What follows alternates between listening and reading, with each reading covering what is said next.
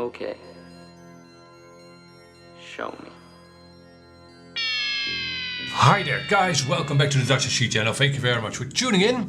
And look what I've got. I've got me 3 boxes from Foxeer. Yeah, you've seen the title of the video. We're gonna be reviewing the Foxeer Predator, their FPV Racing camera. I've got 3 versions of the Predator here, and well, we'll see what you get with the cameras, of course. We'll do some side-by-side comparing between the biggest of these cameras and the smallest one. Why not? For laughs and giggles. But also we're gonna be comparing these cameras with my reference camera, the Runtime Eagle 2 Pro. And we'll also be doing some flying. Why not, right? So let's see what's in these boxes.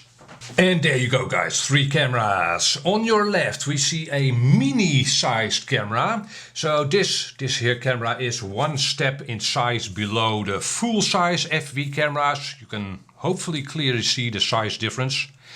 But still, this is bigger than a micro, which we have come accustomed to, micro-sized cameras. This is basically an old world style of camera. And this is the micro size of cameras. And over here we see the nano version of the Foxeer Predator. And as per usual with Foxeer cameras, you can get these in all kinds of colors. And well, I've got a couple of colors here, as you can tell, green, red and black. And let's see what you get with these cameras. All of these cameras come with a mounting hardware set, screws and such, and washers and all kinds of good stuff. Screws, washers, screws and washers, yay! So all cameras from Foxeer come with a mounting accessories pack. All of them also come with a wire harness, couple of wire harnesses actually for the mini size camera. And the micro one comes with 1 wire harness, and the nano camera also comes with 1 wire harness. Then the mini size camera, this one over here, comes with an adapter, a plastic adapter which you can screw onto the camera, which makes it a full size. Well, it enables the camera to be mounted in a frame meant for full size cameras. So this bracket will elevate its size to the size of this camera, the full size cameras, right? Then the micro camera does not come with an adapter, which is usual. I think there are a lot of frames meant for micro size cameras, so no adapter needed. Then the nano camera, obviously nowadays there are a lot of frames meant for nano size cameras. However, it does come with a little plastic adapter, and that'll elevate or change its size to micro. Right? So that way it'll fit in a lot of frames. Obviously, again, especially toothpicks, for instance, will have mounts for nano size cameras.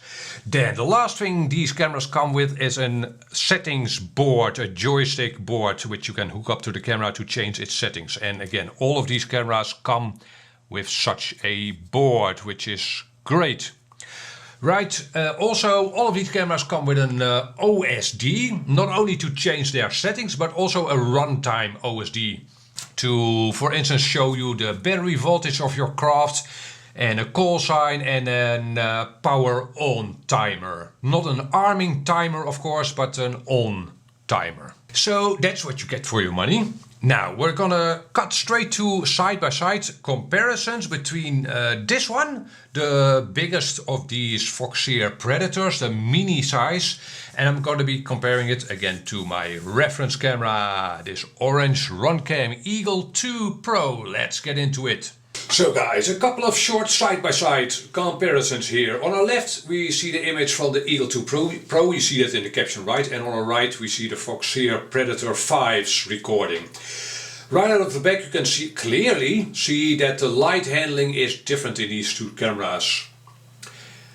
And better, yeah, probably I'd rather fly straight into the sun with this new Foxeer Predator 5. Also, the detailing, for instance, in that tree line on top of the image is more detailed in the newer camera, in this Foxeer Predator 5. I also see some ghosting of the sun in my hand, you probably noticed. I'm not sure what that's about. That's image processing. It's definitely not that the sensor is burned in or anything, because it's now gone. It has now subsided. So yeah, let me see. As per usual with Foxeer Predator cameras, the image looks oversaturated. You can see that clearly. You can dial that down, but these are stock settings and it's oversaturated. Is that important? Well, guess what? These are racing FPV cameras. The main gist of any FPV camera, but especially on a racing camera, is that you can actually see where you're going. And this Foxeer Predator's image is definitely more detailed. This is on a sunny day. Then let's move to a more overcast day. Typical Dutch weather. Yeah. And again, you can now clearly see that in the Foxeer's image things look a little oversaturated. The sky looks a little too bluish. On your left from the Runtime Eagle 2 Pro, the sky looks lifelike. But let me see, actually both of these two cameras work very well. That's why the Eagle 2 Pro is my reference camera, right? With both of these two cameras you can clearly see where you're going, even though these are abysmal light circumstances. We'll get even worse light circumstances in a second. The sky looked blown out in the Eagle 2 Pro's image for a second there, by the way. And that wasn't the case in the Foxeer's image. So yeah, so you tell me what you think, of course. But yeah, in both of these images you could fly, right? And the detailing in the image from the Foxeer camera is definitely better. In the grass section next to the road, for instance, there's a lot more detail in the Foxeer's image. Also the angle is a little bit bigger, you see a little more. This is the wide angle version of the Foxeer, but it's not a whole lot different. Then the most difficult part of this side by side. This is indoors, as you can tell, but with some outdoors light mixed in. Parking garage, but you can see now from the middle of the screen you've got some outdoors light mixed in, and well, you tell me in the comment section below. Well, I can call this right. There is definitely more detail. You can see better in the image from this Foxeer camera, the Foxeer Predator. Especially if the camera needs to handle light and very dark sections at the same time. Like here. The middle of the screen is definitely blown out in the Runtime Eagle 2 Pro. I could probably still fly a quadcopter with that camera, but you can definitely see far better with this Foxeer Predator 5. Right? Yeah. The wide dynamic range is definitely wider in this Foxeer. This is a newer, more modern camera. The signal processing, well, has caught up to the Runtime Eagle 2 Pro. Maybe I should replace it as my reference camera by now, even though it's still a reasonably good camera. You tell me in the comment section below, should I be upgrading my reference camera? But mostly, what do you think the image from this Foxeer Predator looks like? Alright, so this here is the quadcopter I'll be flying. This is my Ference frame, custom built quadcopter. Very nice quadcopter in my humble opinion. And I've decided to do a separate video with my comparison between the mini version of this Foxeer Predator and the nano one. Otherwise this review would drag on too long. Also, it's very cold. But I'll survive. Okay, let's do some flying. Here we go. Alright guys, let's see what we can see. We are up and away. First thing I notice is that this camera is in NTSC mode. My OSD is a little higher up in the image. And that also means that I have more resolution, I guess. I do see some weird, or did see some weird shimmers in the image. Not sure what that was about.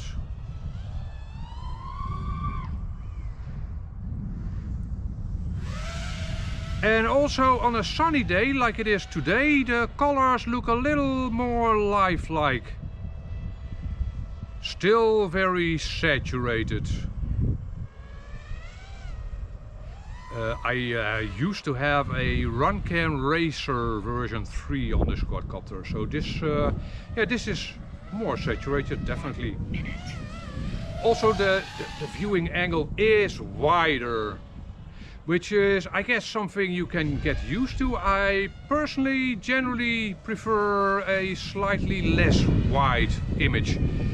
I like to see less, but the things I do see, I want to see more clearly, if that makes any sense. But it's not an enormous difference. Okay, so I've got one spot on this field that's usually hard to see, and it's that spot over there.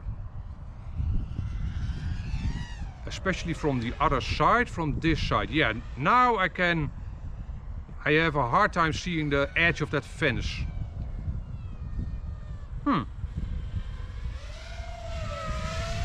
Okay, I am flying into the sun, of course, mostly. But yeah, hard to see the edge of that fence. That's, even though it's a sunny day, that's a worst case scenario test of any camera, that spot somehow. Weird. Weird how that works, but okay, so this is a racing camera and I can tell that the latency is low, even though I'm not racing, but I feel, or I sense, that the quadcopter is very much connected to my thumbs, if that makes any sense. I can instantly see what I'm doing. And if you were to fly a more freestyle aimed camera, that would be different. It's not a huge difference. 3 minutes. But you will, well, at least I sense the difference between a racing camera and a freestyle camera. So what more can I tell you about this Foxeer Predator 5?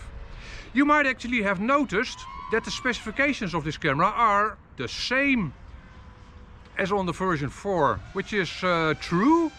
Now Foxeer tells me that they've upgraded the lenses on these cameras, better lenses, whatever that means, and the signal processing, so the light-dark transition processing. And sure enough, well, let's be honest, the Foxeer Predator version 4 was already a very nice camera. But yeah, there's no reason for me to swap back to that Racer version 3 I had in this quadcopter.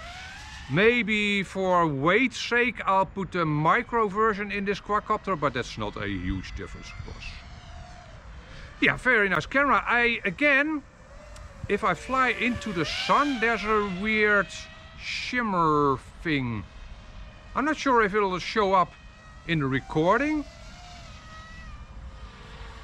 Weird.